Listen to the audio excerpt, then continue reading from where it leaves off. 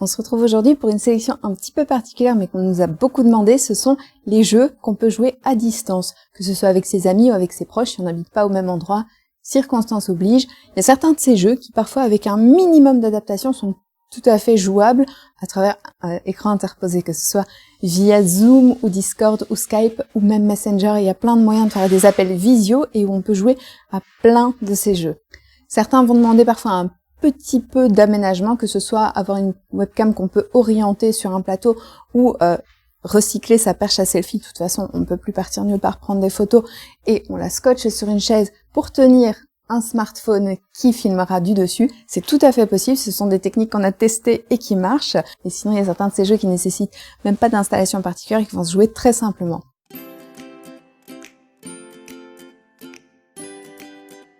On commence tout de suite avec Imagine Family, qui est un jeu qui se joue avec des enfants à partir de 8 ans, dans lequel on va devoir faire deviner des choses, un petit peu à la manière d'un concept, ou Imagine Normal si vous connaissez déjà. Cette version est beaucoup plus colorée, les thèmes sont plus adaptés à des plus jeunes, et l'idée c'est qu'on a un ensemble de cartes transparentes qui représentent certaines icônes ou des petits pictogrammes qu'on va pouvoir superposer, les faire bouger, les associer, les assembler pour essayer de faire deviner un thème qu'on aura pioché au début. On peut donner des indices si c'est vraiment trop difficile, mais ça se prête particulièrement bien au jeu à distance, puisqu'on peut même jouer simplement en prenant des photos dans une conversation en ligne, en disant bah voilà, qu'est-ce que j'ai essayé de faire deviner. Ça marche très bien dans une story Instagram ou des choses comme ça. Donc c'est vraiment très ludique, très chouette. Les thèmes sont vraiment accessibles mais sans être trop faciles non plus. Donc c'est un jeu qu'on recommande beaucoup, surtout si on veut jouer avec des plus jeunes. Toujours avec les plus jeunes, Similo, ça marche très bien aussi. Pareil, on peut le jouer soit avec une webcam ou un téléphone qui est installé d'une certaine manière, soit on peut le jouer vraiment en photo par photo. On va faire un carré de cartes avec différents personnages. Ici, on a pris la version conte, mais elle existe aussi en mythologie et en histoire. Et à chaque tour, on va devoir essayer de faire deviner un seul personnage dans toute la grille. Pour faire deviner, on va pouvoir donner indice après indice, des indications sur le personnage. Par exemple, si le personnage de mon conte est Alice au pays des merveilles, je vais pouvoir utiliser par exemple le petit chaperon rouge en le mettant d'une certaine manière pour indiquer mon personnage que j'essaie de vous faire deviner a un point commun ou plusieurs avec le petit chaperon rouge. Par contre, je vais prendre le génie d'Aladin, je vais le mettre dans l'autre sens en disant mon personnage n'a aucun point commun avec le personnage que j'essaie de vous faire deviner. Donc c'est assez original, ça marche très bien, on a un petit peu l'impression d'être dans un esprit Codenames, mais avec des personnages à faire deviner, donc ça fonctionne super bien aussi avec des plus jeunes et même avec des plus âgés, parce que le thème histoire ou mythologie, c'est toujours hyper intéressant, même pour jouer entre adultes. Et finalement, Just One, c'est aussi un jeu qui se prête très bien aux jeux en famille, et à distance, bizarrement, parce que tout simplement c'est un jeu de devinette. Un joueur va annoncer un chiffre sur une carte, entre 1 et 5, par exemple 3, il va montrer la carte aux autres sans voir ce qu'il y a dessus, et les autres vont prendre connaissance du mot numéro 3. Ils vont ensuite tous écrire un indice, se montrer l'indice, pendant que le joueur qui doit deviner ferme les yeux, et s'il y a des indices en commun, ils sont obligés de les effacer. Donc du coup on va devoir, parce que c'est un jeu coopératif, essayer de réfléchir à ce que les autres sont susceptibles d'écrire, d'essayer de faire deviner. Si je dois faire deviner orange, je sais que mandarine ou couleur, il y a des chances que quelqu'un l'ait déjà écrit. Je vais plutôt écrire agrumes. En même temps, est-ce que c'est pas un mot qui est aussi un petit peu trop évident? Donc c'est assez rigolo. Tout simplement, l'adaptation qu'on va faire, c'est que le joueur qui est censé deviner va fermer les yeux pendant qu'on se montre la carte, tout simplement. Donc comme ça, il ne peut pas voir ce qui se passe à la webcam, même s'il tient pas la carte physiquement. C'est pas grave, le joueur qui a la boîte chez lui montrera la carte et on peut tous écrire par exemple sur des petits papiers pour se montrer, ça c'est possible. Et de toute façon, dès le moment où on peut se retrouver, c'est un jeu aussi qui se prête très bien au jeu face à face, c'est très rigolo. Les petites plaquettes en métal sur lesquelles on écrit sont évidemment plus écologiques que les petits papiers, mais ça marche aussi. Pour du jeu de devinette un petit peu plus complexe, Association d'idées est assez rigolo. Encore une fois, pour jouer à celui-là, il va falloir faire un petit peu d'adaptation puisque normalement, on joue soit en coopératif ou alors avec des équipes qui s'affrontent. Ici, on ne pourra pas faire s'affronter les équipes. Ce qu'on va faire, c'est qu'on va plutôt jouer un mode coopératif où un joueur sera le meneur de jeu. Dans l'association d'idées, vous avez des dés avec des faces sur lesquelles sont inscrits des mots. Donc tout simplement, on lance des dés et on essaye de créer des associations entre deux mots. Si par exemple, j'ai mer et soleil, je vais prendre ces 2 dés et je vais essayer de faire deviner aux autres joueurs mon association qui sera vacances. Au fur et à mesure, on peut rajouter de nouveaux dés sur ces associations pour essayer de faire quelque chose de plus en plus complexe. Et donc c'est hyper intéressant parce qu'il y a moyen de faire plein de manières différentes de jouer On va évidemment essayer de se passer de tout le comptage de points de règles, etc. Parce que finalement, c'est pas ça le plus important, c'est la devinette qui est rigolote. Mais ça marche vraiment très très bien. Alors, pour Codenames, ça fonctionne extrêmement bien aussi. Donc, pareil, le classique des jeux de devinettes, on va avoir un carré sur la table qui est composé de plusieurs cartes qui représentent différents types de mots. Et 2 joueurs qui sont chefs d'équipe chacun vont devoir faire deviner les mots de leur couleur. Donc ils reçoivent une carte qui désigne des positions sur ce carré en disant les rouges doivent faire deviner ces mots-là, les bleus ces mots-là. Donc notre but en tant que chef d'équipe, c'est de faire deviner à notre équipe les mots qui sont désignés sur la carte qui est secrète et qui est connue que des 2 chefs d'équipe.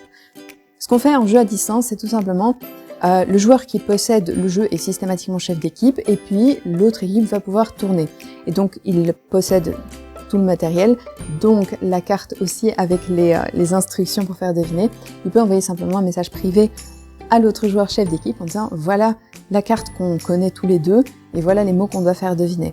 À partir de là, en fait, chacun des chefs d'équipe va pouvoir utiliser un indice qui va désigner un ou plusieurs mots sur la grille. Je vais juste reprendre l'exemple de la boîte. Si je dois faire deviner papier, neige et marron, je peux utiliser le mot glacé et dire 3 pour leur signifier qu'il y a 3 mots sur toute la grille qui correspondent à glacé. Ils vont me dire ah bah oui, marron glacé, ça a l'air quand même cohérent. Neige, bah oui c'est glacé. Ah oui, papier glacé aussi. Ils ont trouvé 3 mots de notre équipe, alors on passe à l'équipe suivante. C'est vraiment très intéressant, ça marche super bien et vraiment pour l'avoir essayé, ça fonctionne aussi à distance sans aucun souci. Toujours dans les jeux de devinettes mais un peu plus adultes, on va passer sur du Black Stories. Là, pareil, c'est le joueur qui possède le jeu qui sera systématiquement le maître du jeu puisque sur les cartes, il y a une face avec l'énigme à faire deviner aux autres et sur l'autre face, il y a la réponse. Donc ce qu'on va faire, c'est qu'on va lire l'accroche de l'énigme et les autres joueurs vont pouvoir nous poser n'importe quelle question qu'on répondra par oui ou non. Ce qui est très très bien fait, c'est que là par contre, ça nécessite même pas de passer par la webcam puisque c'est uniquement de la conversation, du vocal. Donc ça va être des questions comme par exemple est-ce que c'est systématiquement humour noir, donc c'est à destination des adultes plutôt, et ça va être est-ce que cette personne a eu une mort sanglante, oui ou non, est-ce que ça a été provoqué par quelqu'un d'autre, est-ce que c'était un accident, etc., etc. Et donc dans les Black Stories, c'est toujours des faits un peu bizarres, un peu étranges, mais toujours réels, sauf évidemment dans les autres versions, puisqu'il y a plein d'autres versions qui vont parler par exemple de fantastique ou de science-fiction ou de polar, mais sinon les Black Stories normaux, ce sont des vraies histoires qui sont arrivées à des vraies personnes. Donc c'est assez rigolo, assez humour noir.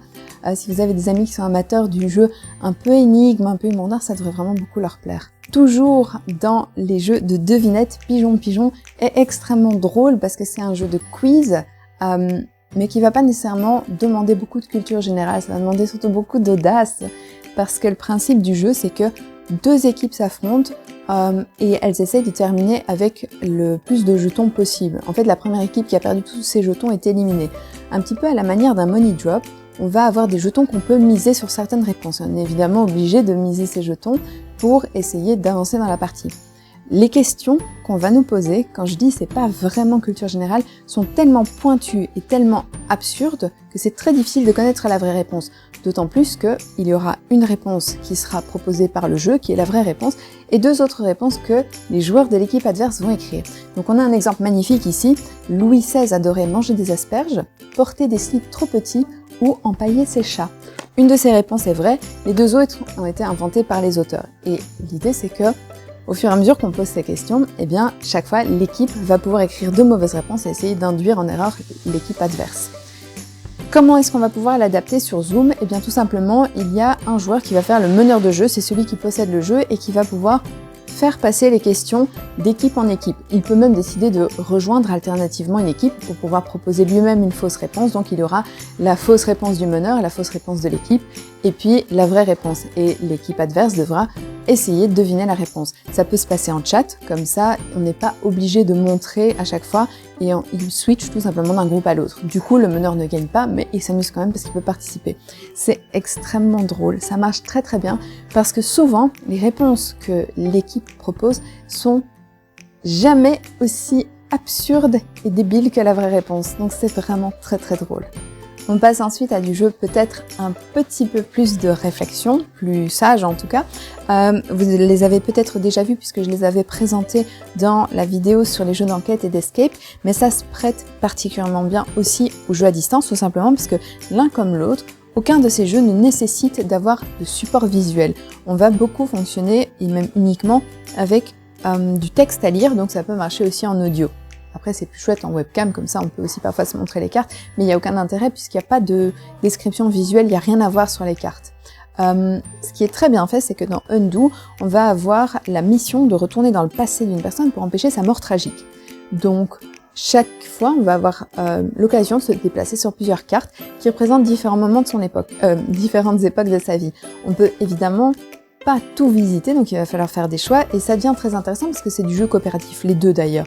Donc là, on va faire appel aux autres joueurs en disant qu'est-ce qu'on irait visiter, tiens regarde là c'est quelques semaines après sa naissance, là c'est 2 jours avant sa mort, et donc on peut choisir les différentes époques où aller, et là ça va nous donner des choix à faire. Selon le choix qu'on fait, on va plus ou moins donner des points au personnage qu'on essaie de sauver. Si on réussit à lui donner assez de points, on le sauve. Sinon, si on fait les mauvais choix, on va avoir des points négatifs et là, malheureusement, on le condamne. Donc c'est assez bien fait, c'est du dilemme, c'est un peu narratif, donc c'est très très intéressant, il y a un peu de déduction, mais absolument zéro image, donc pas besoin de support visuel. Pour détective, même chose. En plus, ce qui est intéressant, c'est qu'un des joueurs, c'est pas forcément celui qui possède le jeu, peut faire l'application. Parce qu'il y a une petite application qui est une base de données dans laquelle on va rentrer nos indices.